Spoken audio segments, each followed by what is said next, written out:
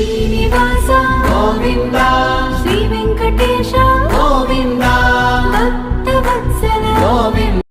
వచ్చెను కాదా వశిష్ఠ మునియే పురోహితులుగా బాయాలు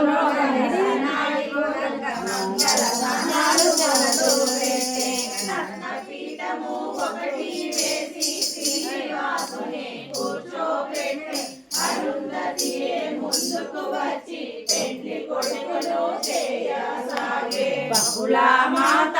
ఆనందముతో సుగంధ తైలము తలకే రాసి సాయి పసుపులో గంధము కలిపి పార్వతి దేవే చేసి రాసే నిలుసులు అన్ని కలిపిన పిండితో చదువుల తల్లి నలుగు పెట్టి